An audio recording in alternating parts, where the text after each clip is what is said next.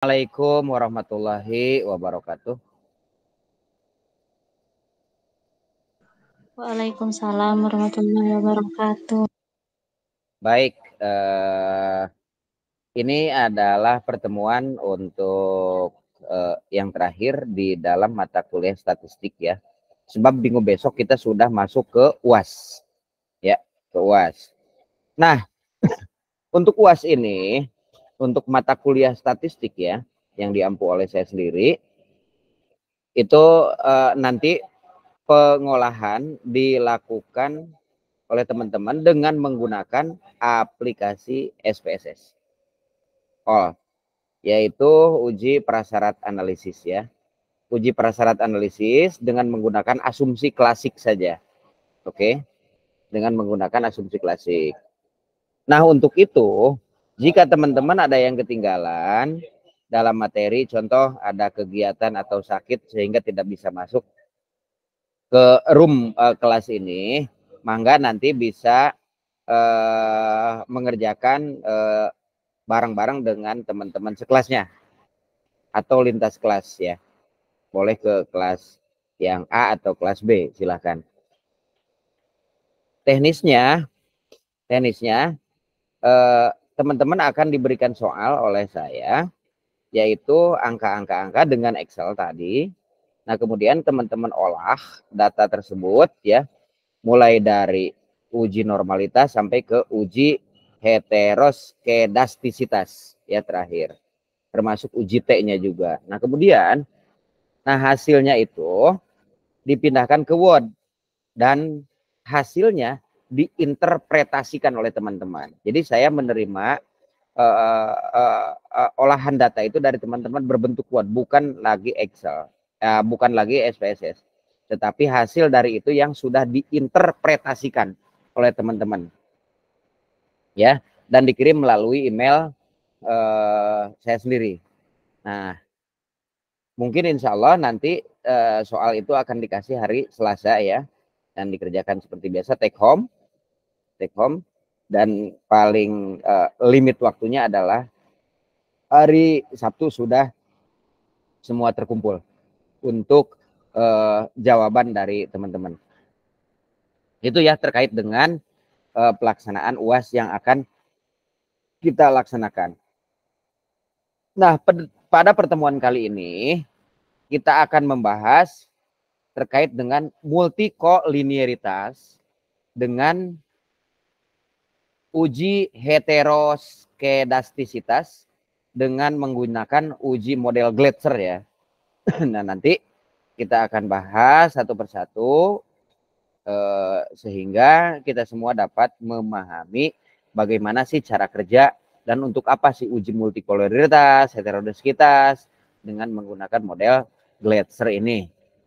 Nah, baik teman dan sahabat, kita akan mulai dengan uji multikolinearitas. Apa sih multikolinearitas ini?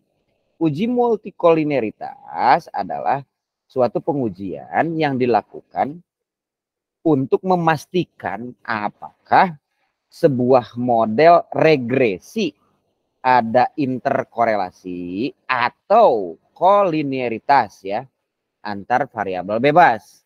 Berarti yang diuji oleh kita, yang diolah oleh kita, yang dilihat oleh kita, hasil outputnya adalah variabel bebasnya. Gitu ya teman-teman. Jadi uji multikolinearitas ini adalah sebuah pengujian yang dilakukan untuk memastikan bahwa di dalam sebuah model regresi ada interkorelasi atau kolinearitas ya antar variabel bebas. Jadi begitu ya sekilas pandang terkait dengan multikolinearitas. Nah, bagaimana cara menginterpretasikan daripada pengujian yang kita lakukan dengan uji multikolinearitas ini? Nah, yang pertama, jika silakan diambil catatannya dengan kertasnya, ballpoint dan kertasnya. Jika terjadi multikolinearitas ya, itu nilai toleransinya lebih besar daripada 0,100 dan nilai VIF-nya itu lebih kecil daripada 10,00. Maka itu tidak terjadi multikolinieritas. Kemudian kebalikannya itu tidak terjadi ya. Nah, bagaimana kalau terjadi? Nah, kalau terjadi jika nilai toleransinya lebih kecil daripada 0,100 dan nilai VIF-nya itu lebih besar daripada 10,00, maka dikatakan terjadi gejala multikolinieritas. Ya. Nah, itu kita pegang kuncinya. Nanti kita lihat hasil yang akan kita olah. Oke. Hasil yang akan kita olah. Silakan dibuka Excel dan SPSS-nya. Jadi, jika nilai toleransinya ya lebih besar daripada 0,100 dan nilai VIF-nya itu lebih kecil daripada 10,00, maka tidak terjadi multikolinier. Ya. Kebalikannya, jika nilai toleransinya lebih kecil daripada 0,100 dan nilai VIF-nya lebih besar daripada 10,00, maka terjadi gejala multikolinieritas. Begitu ya teman-teman. Itu kuncinya. Oke, izinkan saya untuk men-share SPSS-nya. Oke.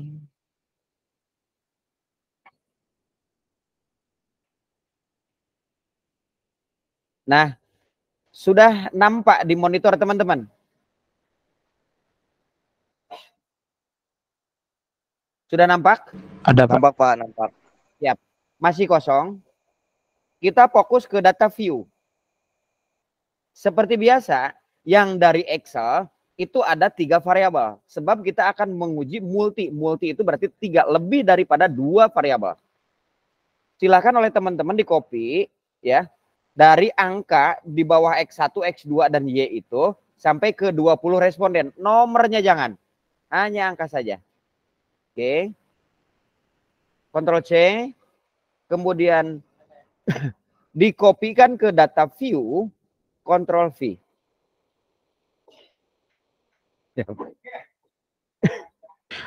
Tiga-tiganya, Pak. Tiga-tiganya.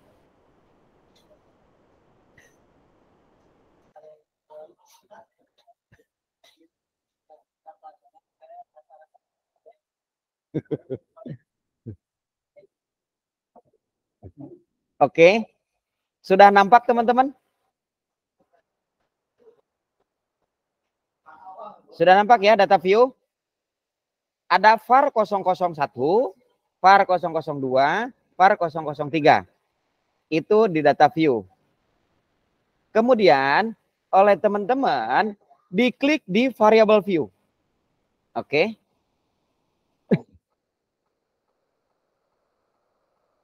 Variable view itu diganti oleh teman-teman menjadi X1. Var 002 itu diganti menjadi X2. Yang var 003 itu diganti dengan Y. Oke. Desimalnya itu dinolkan semuanya. Oke. Kemudian label. Nah, X1 itu adalah variabel bebas. Oke, kita kasih contoh. Oleh Bapak kasih contoh. Oke, yang pertama variabel bebas adalah variabel yang mempengaruhi. Variabel yang mempengaruhi. Contoh, kepribadian. Oke. Next X2 masih variabel bebas. Berarti variabel yang mempengaruhi. Contoh lagi adalah budaya. Kemudian yang Y adalah variabel terikat. Variabel yang dipengaruhi. Kinerja. Oke, sudah semuanya? Sudah dirubahkah? Di variabel view.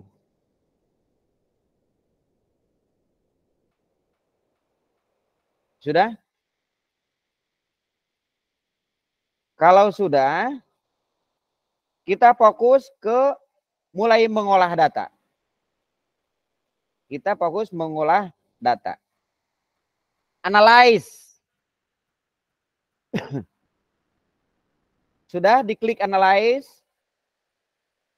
Seperti yang nampak di layar monitor teman-teman.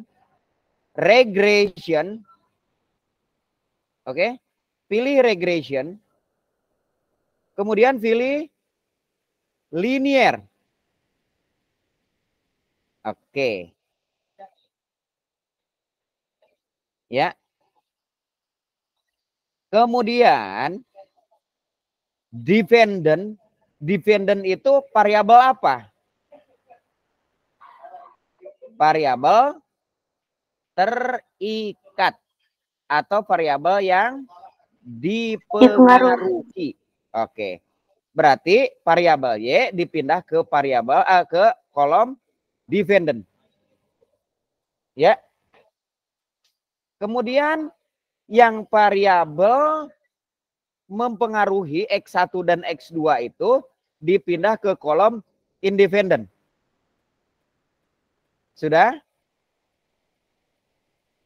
Lihat ke kanan ada statistik. Ya. Klik statistiknya. Oke. Klik di statistiknya, maka akan muncul linear regression statistik. Nah, di kolom yang kecil itu ada namanya estimates. Estimates itu sudah di checklist, hilangkan checklistnya. Kemudian model fit itu dihilangkan checklistnya. Di awal kita mau fokus ke mana? Lihat di sini akan mengolah collinearity diagnostik. Berarti yang kita centang adalah collinearity diagnostik checklist. Ya. Setelah kita checklist collinearity diagnostik baru continue. Ingat tahapannya sambil dicatat teman-teman. Continue. Biarkan. Sudah kembali lagi ke continue. Kalau sudah continue tadi baru diokehkan. Biarkan berjalan.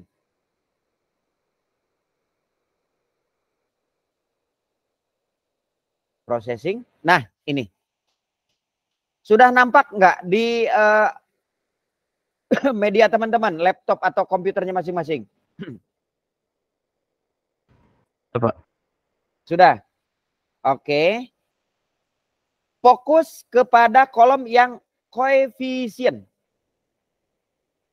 Lihat di situ ada collinearity toleransi dan statistik VIF.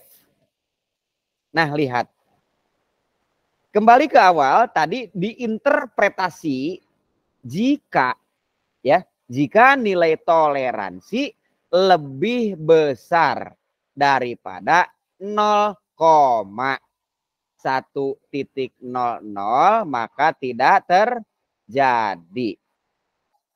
Oke. Jika nilai toleransi lebih kecil daripada 0,100 100, maka terjadi gejala multikolinearitas. Begitupun nilai VIF-nya. Nilai VIF itu jika yang terjadi multikolinearitas berarti itu lebih besar daripada 1,0000 atau 10,00. Oke. Nah, kebalikannya kalau terjadi gejala multikolinearitas berarti itu lebih kecil daripada 1,000. Oke, kita lihat dinilai koefisiennya. Berapa di teman-teman? Fokus pada collinearity toleransi. Berapa? Apakah di atas 0,1 ataukah di bawah 0,1? Jika di bawah 0,1, maka itu terjadi gejala multikolinearitas. Jika lebih besar daripada 0,1, itu tidak terjadi multikolinearitas. Oke, paham ya sampai di situ? Sebelum kita bahas nilai statistik VIF-nya. Paham? Miko, paham? Insya Allah, Pak. Oke, siap. Nah, begitupun nilai VIF-nya. Nilai VIF itu semuanya itu ada di atas ya, lebih besar daripada 1. Berarti yang kita uji adalah terjadi gejala multikolinearitas, dan bahasa lain adalah data ini sangat bisa untuk dilanjutkan penelitiannya. Begitu ya, teman-teman. Akhir daripada uji multikolinearitas. Untuk apa uji multikolinearitas ini? Coba sebutkan untuk apa tadi di awal? Untuk memastikan apakah sebuah model regresi ada realisasinya nggak sih? Interkolerasi atau kolinier ya. Oke. Begitu. Jadi untuk itu ya, untuk pengujian multikolinearitas ini. Oke, kita next kepada uji heteroskesdatisitas ya, dengan menggunakan model uji Glatzer. Kita tutup dulu yang ini. Soalnya masih yang ini ya. Soalnya masih yang ini, teman-teman. Soalnya masih yang ini. Dan kemudian tinggal kita buat apa sih uji heteroskesdatisitas ini, heteroskesdatisitas ini untuk apa? Untuk mengetahui dan meregresikan antara variabel independen dengan variabel absolut. Bahasa statistiknya adalah ABS underscore res. Begitu teman-teman. Oke. Jadi untuk mengetahui apakah variabel independen dengan variabel absolut itu ada keterkaitan, ada pengaruh atau tidak. Ya, makanya kita akan uji dengan menggunakan uji heteroskesdatisitas model uji Glatzer. Oke. Interpretasinya. Interpretasi daripada uji heteroskesdatisitas datisitas. Oke. Jika nilai signifikansi lebih besar daripada 0,05, itu tidak terjadi gejala heteroskes datisitas. Oke. Kebalikannya, jika nilai signifikansi lebih kecil daripada 0,05, itu terjadi gejala heteroskes datisitas. Gitu. Jadi kalau menggunakan uji Gletser ini, maka metode itu sudah terpenuhi jika variabelnya lebih dari 2 variabel. Begitu ya teman-teman.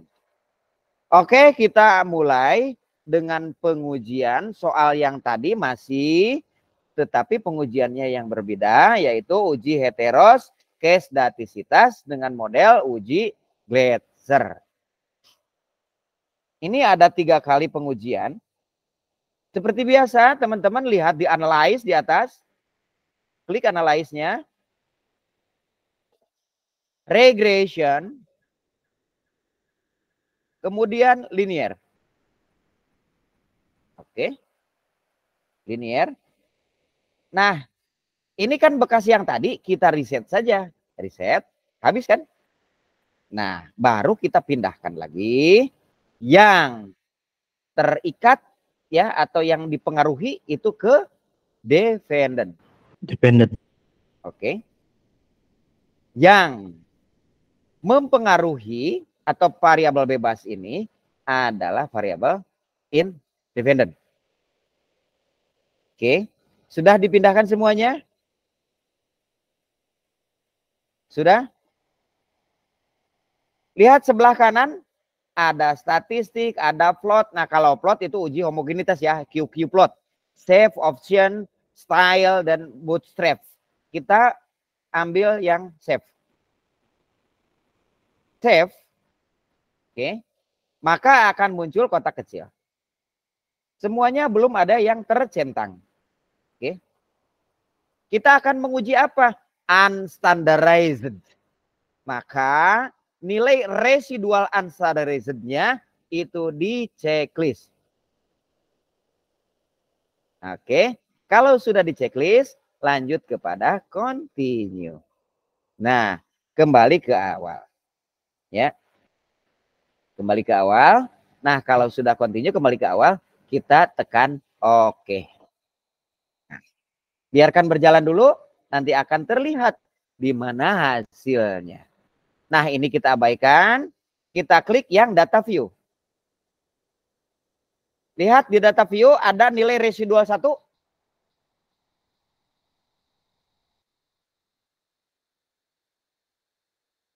Ada nggak?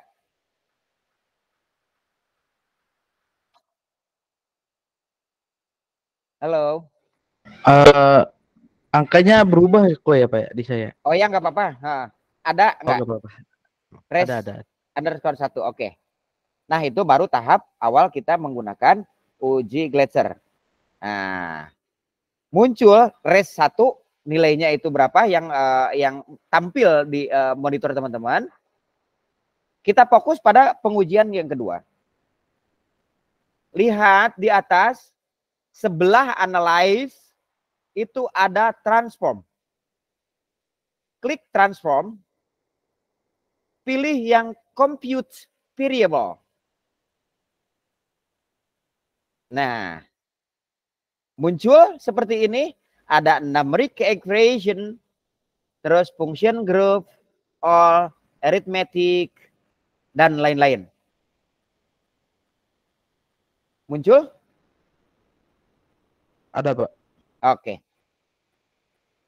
Di target variabel sebelah kiri atas itu diketik ABS underscore res. Ingat, kita akan melihat dan menetapkan nilai residualnya. Ya, kode daripada statistik itu adalah ABS underscore res. Sudah? Sudah. Kalau sudah, aritmetik itu diklik. Ya. Aritmetik diklik. Kemudian akan muncul di bawah itu function and spatial variable. Oke. Yang ABS klik 2 kali. Klik-klik. Ya. Baru yang unstandardized itu dipindahkan kepada numeric expression. Sudah?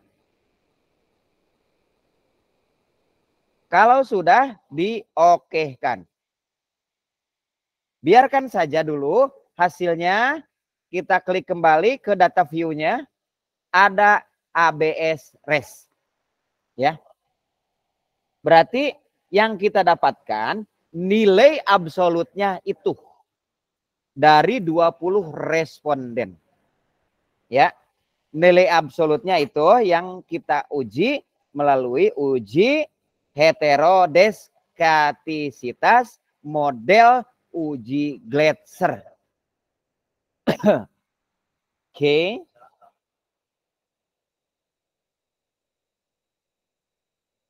Sudah semuanya? Kalau sudah, kita akan kembali ke analyze lagi. Ya. Analyze. Bapak nggak ngulang ya ini. Ini pelan-pelan banget. Regression. Kemudian linear. Ya. Oke. Nah, yang dependent itu kita kembalikan lagi. Atau kita reset saja. Kita reset. Ya. Yang di teman-teman juga di reset ya semuanya. Sudah?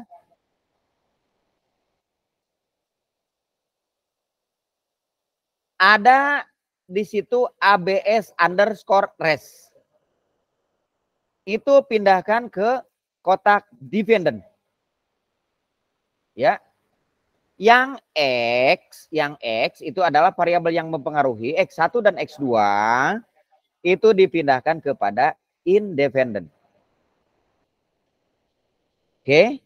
Kalau sudah diokekan. Nah, ini hasilnya. Muncul nggak?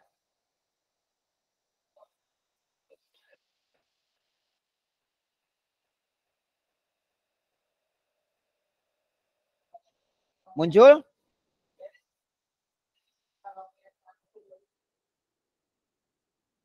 Muncul nggak teman-teman?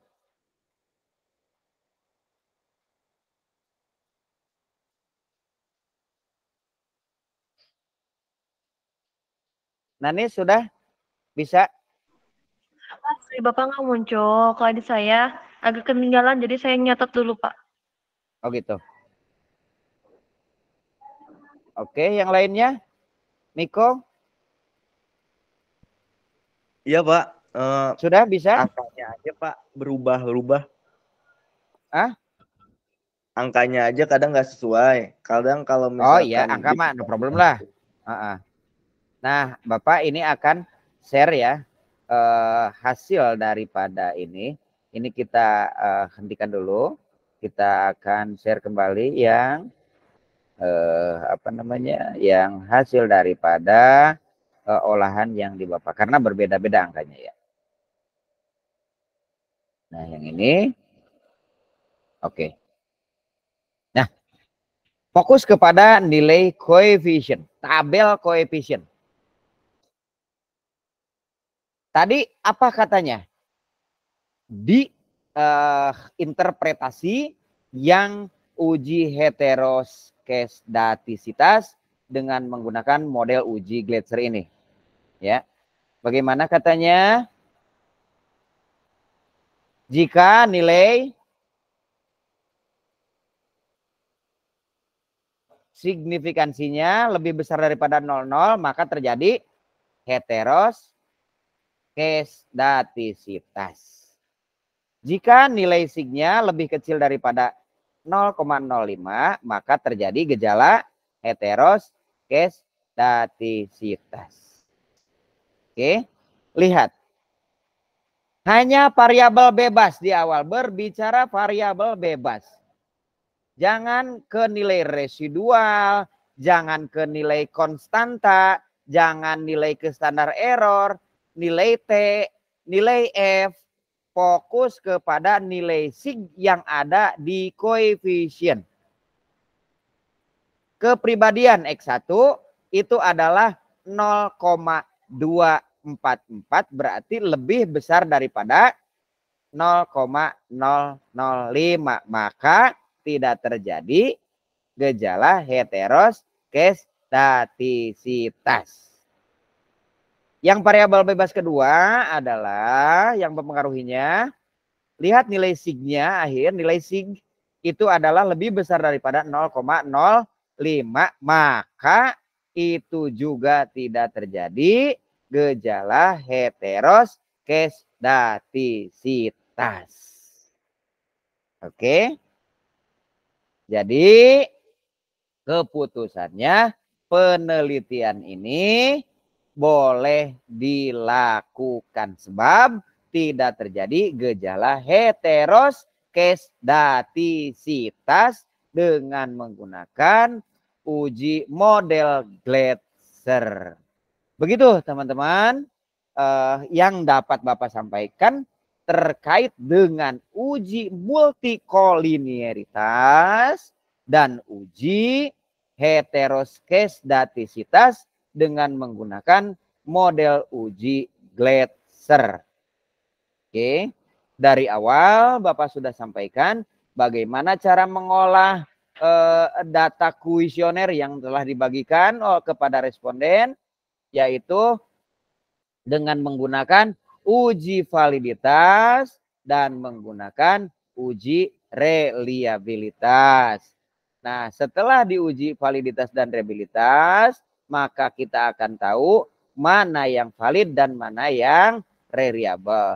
Yang drop dibuang, tidak dipakai. Kemudian setelah itu kita uji asumsi klasik. Ya, asumsi klasik yaitu uji prasyarat analisis, yaitu uji normalitas, uji homogenitas, linearitas, kemudian multikolinearitas, uji T, uji heterodesketesitas. Begitu ya teman-teman. Mudah-mudahan perkuliahan selama 1 semester ini bermanfaat bagi kita semua, sebab ketika kita menyusun sebuah penelitian yaitu di S1 adalah skripsi, jika teman-teman menggunakan metodenya adalah metode kuantitatif, jadi inilah kitab yang harus dipahami oleh teman-teman. Ya, jadi ngolah data dengan ini. Jadi kalau kita tahu alurnya, maka akan nikmat sekali mengolah data itu, nggak kerasa. Begitu ya teman-teman.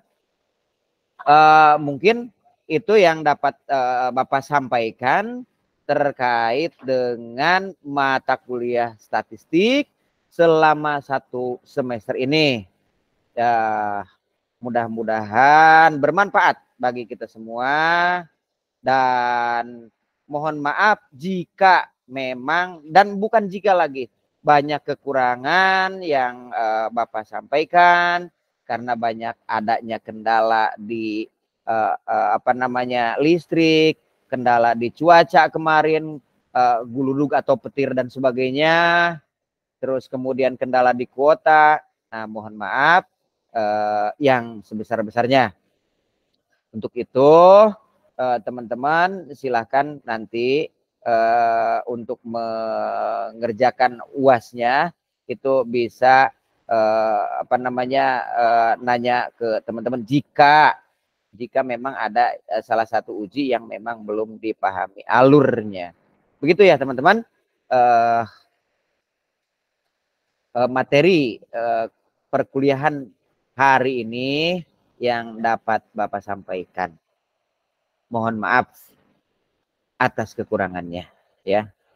Dan terima kasih atas perhatiannya ya. Terus belajar, menggali ilmu, menggali potensi diri bisa dengan menggunakan dunia internet, YouTube dan sebagainya. Karena dari dosen tidaklah cukup untuk mencukupi dahaganya ilmu pengetahuan yang terus berkembang sekarang ini. Begitu ya teman-teman. Hatur nuhun, dan Bapak tutup dengan wallahul muwaffiq ila aqwamit thoriq. Assalamualaikum warahmatullahi wabarakatuh. Waalaikumsalam warahmatullahi wabarakatuh. Pak, makasih banyak Pak. Enggak, sama-sama, mangga sama-sama. Nanti terkait dengan soal akan Bapak kirim di WA grup ya. Nanti pertanyaan-pertanyaannya di situ. Ya pertanyaannya paling setengah lembar, jawabannya paling 20 lembar lah gitu. Oke. Assalamualaikum. Waalaikumsalam warahmatullahi. Assalamualaikum warahmatullahi wabarakatuh. Ya gimana, pusing nggak teman-teman? Super.